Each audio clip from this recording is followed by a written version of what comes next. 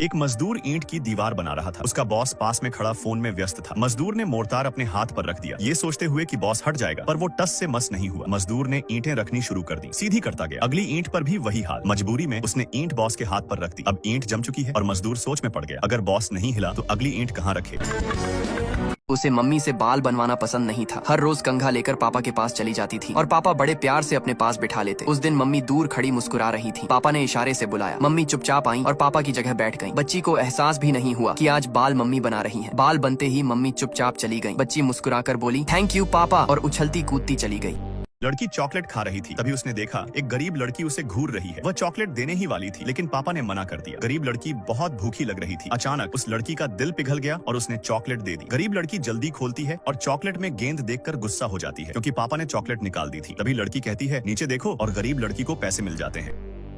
कुछ लोग अपने सफेद घोड़े को आज खास दिखाना चाहते थे, क्योंकि कई लोग उसे देखने आने वाले थे। इसलिए उन्होंने सोचा क्यों ना उसे कुछ अलग दिखाया जाए। दो लोग ट्रिमर लेकर घोड़े का हेयर कट करना शुरू करते हैं। घोड़ा बिल्कुल भी परेशान नहीं होता, जैसे वो इस बदलाव के लिए तैयार हो। हेयर कट के बाद उसे शैम्पू से अच्छे से धोते हैं। अब देखिए, घोड़ा बिल्कुल नए अंदाज में तैयार हो चुका है, जैसे वो किसी फैशन शो का हिस्सा हो। इसने लकड़ी में धागा बांधकर लाखों रुपए कमा लिया। ये इस धागे को पिघले हुए मोम में इस तरह से डालकर जब निकालता है तो थोड़ा सा ही मोम धागे पर चिपक पाता है, पर इसको मोटा करने के लिए बार बार ये इस तरह से धागे को मोम में डालता है। जब धागे पर काफी मोम चिपक जाता है तो ठंडा होने के बाद ये इस तरह से मोमबत्ती बनाकर लाखों कमा लेता है।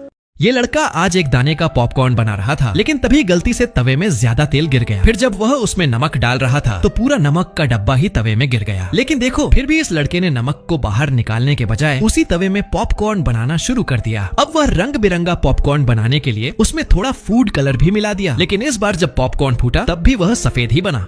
ये लड़का एक सोने का छोटा बिस्किट लेता है और इसे मशीन से काफी पतला कर लेता है। फिर इसके छोटे छोटे पीस काट लेता है। इसके बाद में एक अंगूठी लेता है। फिर इस अंगूठी की नाप लेता है। फिर एक सोने की परत को इस अंगूठी के ऊपर चढ़ा देता है। चढ़ाने के बाद इसे चारों तरफ से ऐसा बना देता है जैसे कि ये अंगूठी सोने की हो, और यही नकली अंगूठी बाजार में बिक जाती है और किसी को पता भी नहीं चलता है कि ये अंगूठी नकली या फिर असली। लेकिन अभी तक आपने इसे लाइक नहीं किया। चीन में स्कूल के बच्चों को ऐसा लंच बनाकर दिया जाता है जिससे बच्चों को पढ़ते टाइम बिल्कुल भी नींद नहीं आती, क्योंकि बच्चे को घर से लाए हुए लंच खाने के बाद के अंदर ही नींद आना शुरू हो जाता है। लेकिन वहाँ के बच्चों को क्लास में नींद न आए, इसलिए सबसे पहले तो इस पीले कलर के पेस्ट अलग अलग कलर के मीठे जेली डालने के बाद, जिसे बादाम खाना पसंद होता है, उसमें बादाम डालकर दोबारा ऊपर से पेस्ट डालने के बाद बच्चे का लंच तैयार हो जाता है।